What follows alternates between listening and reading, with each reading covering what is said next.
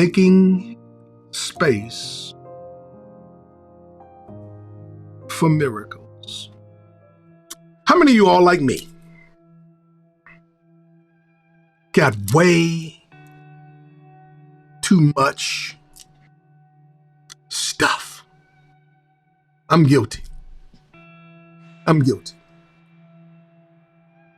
We have way too much stuff. I began a project earlier this fall, late summer, this early fall, to declutter my office. I'm embarrassed because I know where everything resides, and that's where I go to work. But man, I tell you, I don't know what it is, Lyndon. I don't know what it is, Shay, but why do we have this desire to hold on to things that we no longer need, can no longer fit,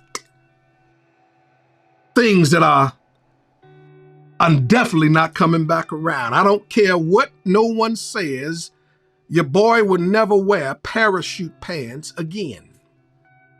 So why do we hold on to them? Don't care what's being said, your boy, that's me, will never wear bell-bottom pants. Not doing it. But why do we hold on to things? Many of us hold on to things, as psychologists say, because we have this mentality, save for later. Some of y'all still have the original Android, the original iPhone, because you're thinking, I might need this one day. Why do we hold on to stuff? Think about it. Why do we hold on to stuff? And if we don't have the save for later mentality, then we have this mentality, this thing, because shows like, Antique Road Trippers and people finding treasures in their garages, etc. Man, we hold on to stuff because we think it may hold value later. That's why, Miss Adela, we hold on to stuff. And they're learning that we desire to hold on to these things because we have the save it for later mentality, or it might be worth something, or I might can hand this over to my children when I'm home to be with the Lord. We hold on to stuff. Might need it in the future, might be worth something, and it gives us a sense of worth that I have all of this stuff. So much stuff that I have to create a path and draw a map for others to get through. You ever had one of those moments? You know where everything is. But if someone were to come into your space, they would have no clue as to how to navigate that. And then when we go home to be with the Lord,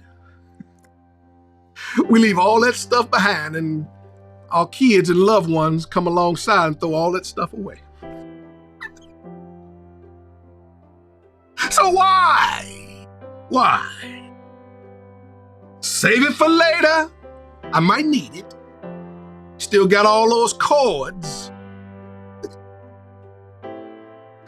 from 10 upgrades ago. Why? And then what ends up happening is when we go to look for something that we really need, like me today, I was looking for a special shirt that I wanted to wear during this stream, and I had to go through the clutter to try to find my shirt, and guess what? I couldn't find it, so I just ended up putting this one on. Clutter! So much clutter that I couldn't find, Lyndon, what I needed. So much clutter that if I had an emergency and I really needed to find the very important things, I couldn't find it, all because clutter. You ever did this before, Denise? You ever bought something that you liked, and then a couple of months later, you found out you had already had it, but because of all the clutter, you end up buying the same thing twice. Oh, I'm being messy today. Clutter, clutter, clutter. So much stuff that we can't find the important things. So much stuff that we miss the main thing. And since clutter is a mindset, saving it for later, I might need it, or it might have value down the road, we can't make room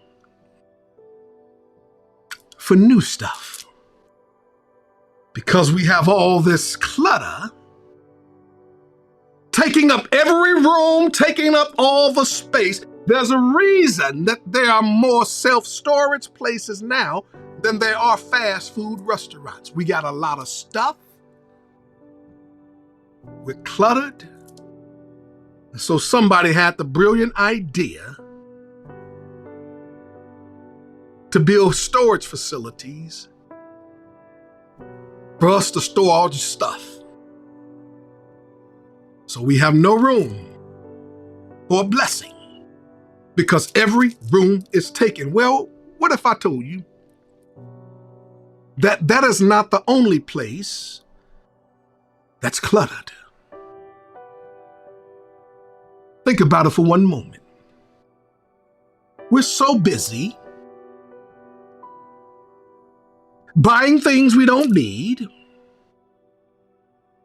to impress people that we don't know.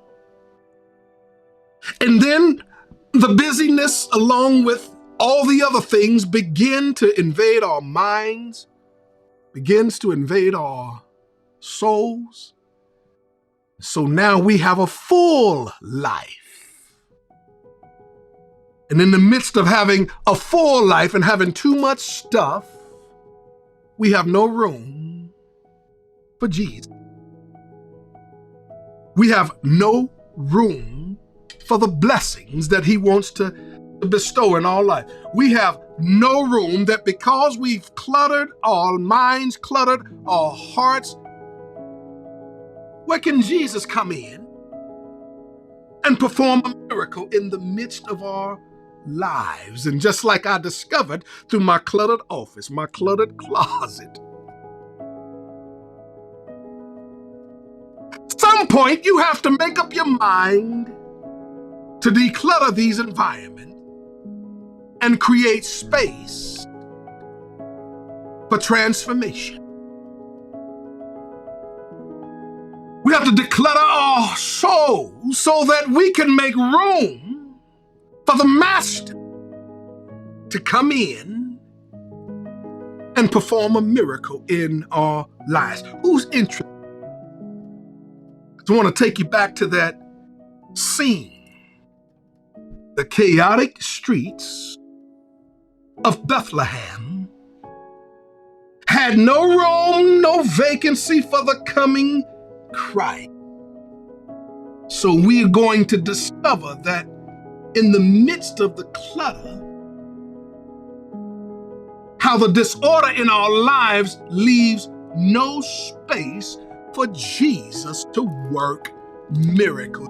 Who's ready to declutter? Drop that in the comment section. I'm ready. I'm ready to declutter. So I want to build this on a question. And the question is from Luke chapter 2, verses 1 through 7. It says, in those days, Caesar Augustus, that's the one who's ruling, issued a decree that the census should be taken. This is why Joseph and Mary are headed to Bethlehem so that they can be counted in the census. In verse 4, Joseph also went up from the town of Nazareth in Galilee to Judea to Bethlehem, town of David, because he belonged to the house and the line of David. Verse 5, he went there to register with Mary, who was pledged to be married to him, who's expecting a child. While they were there, the time came for the baby to be born. Verse 6, here it is. I dropped this and close at verse 7. She gave birth to a firstborn, a son. She wrapped him in cloths, placed him in a manger, because there was no guest room available for them. How did we get so much stuff in here and in here that we crowd out miracles? Teach this, Clarence. So the question that I want to build this talk on, this message on, this sermon on, is this. Where do we find space for miracles when every room of our life is full? Teach this, son. Where do we find the space? Because like Bethlehem, it was busy because it's census time. Place is bustling with people and animals and caravans, etc. And because it was so many people there, picture yourself as that innkeeper trying to make sure that this family is covered, that family is covered, trying to make sure that the animals have a place to be refreshed and water. Think about it. Travelers requesting upgrades. I need you to upgrade my room. They're dusty from the journey, expecting comfort and care. Think about it. When you're on a long road trip, the last thing you want to do is not have your room ready. You have your family with you. And all you're thinking about is get me to my room. So you have a pregnant woman, her husband, and whatever it is, whatever else they brought with them, to get there. No doubt they probably left early enough to make it, but to get there and discover there was no guest room available for them. I want you to shift your mindset for one moment. I want you to go there with me. I want you to think about our crowded lives, our crowded minds, our crowded hearts. This is a metaphor to help us understand. We got to reply to emails. We got to reply to phone calls, text messages. We got to take care of our jobs. We got to take care of our children. We got to take care of our spouses. We got to take care of our homes. We got to take care of all of these stuff. And we're busy, busy, busy. Jesus is like, I'm ready to perform a miracle in your life. I'm ready to come in and in the midst of all of this madness that you are dealing with, and to help you to see and understand that something bold, something major is about to happen in your life. So with the question that we raised, where do we find space for Jesus when every room is filled in our lives? Something has to give. And just like we start decluttering in smaller spaces, maybe it's time to start decluttering here. And in a moment, I'm going to show you how to do that. Are y'all hearing me today? Man, my time done left me. So when you think about all that we are experiencing, all that's going on, we want to make space for the miracles of God in our lives. Second question. When every room in life is full, can miracles knock on your door? I want you to think about that one. Because the story about Jesus and Mary and Joseph, it's all about not having space to receive the miracle of the Master. But it's also a metaphor for us to understand and know that we can be so consumed with non-essentials that we can't hear the voice of God, which is the prerequisite for a miracle. Y'all missed that, didn't even take notes. How can we receive a miracle when we can't hear from the miracle worker, the voice of God? Every miracle begins with God's voice. And if my mind is cluttered with worry, cluttered with shame, cluttered with guilt, cluttered with consumption, cluttered with all of the things that take my mind off of Him, then my ability to hear Him is muted.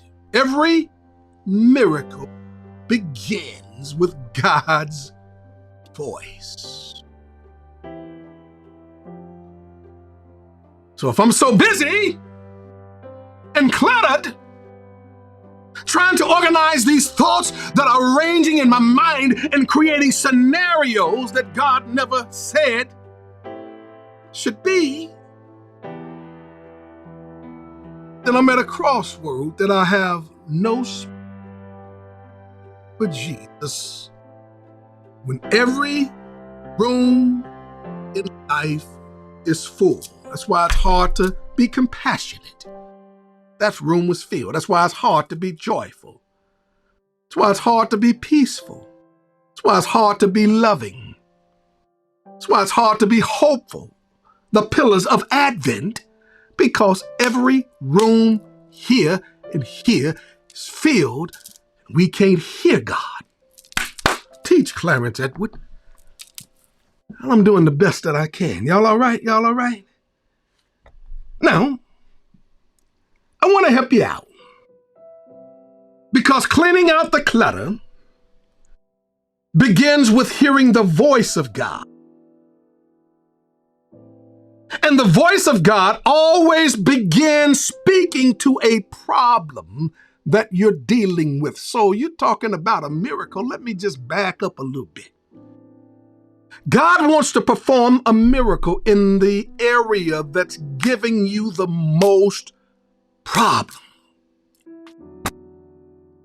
But because we're cluttered and like that in, no room. So I can't hear God's voice because I'm consumed with the problem as opposed to hearing God's voice to resolve the problem. Teach, Junior. Doing the best that I can. Now let me go there. Because I want to ask you. I want to make sure that you catch this. So clearing out the clutter to make room for a miracle, that's called decluttering. Decluttering. Decluttering begins right here in the mind. That's why it's good to just break away and just to meditate, to break away in silence, just to break away from all of the challenges that are raging through your mind. A quiet place. A place where I can just slow down for just one moment to declutter so I can start hearing the voice of God. And so when we sit down and we prepare ourselves, we've got to let the thoughts and the worries float past without holding on. God, I just said something. Problem is when we start to declutter so we can hear the voice of God, so we can address the problem, we start thinking about the problem. We hold on to it just like we hold on to those bell bottoms and those parachute pants and that stuff we know ain't coming back to style. We hold on to it, can't let it go. We right back to where we were, cluttered. And so I want to encourage you this holiday season to embrace those moments of stillness. In fact, build stillness into your day every day. Build stillness into each day, which causes us to pause, reflect, because I got to get rid of some stuff to get his stuff.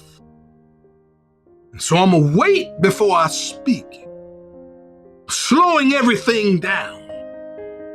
I'm letting the choices stem from an inner silence because I've released some things from my mind, released some things from my soul in my quiet place because I need to hear the voice of God to deal with the problem that he wants to perform a miracle in my life. You focused on that problem, not the problem solver. God, I'm teaching this today. Build stillness into each day, pausing before we're reacting. Could I land the plane? Every miracle. Well, let me back up. I'm going to land the plane. Let me back up. All right? The reason we're not experiencing miracles. Now, miracles are knocking.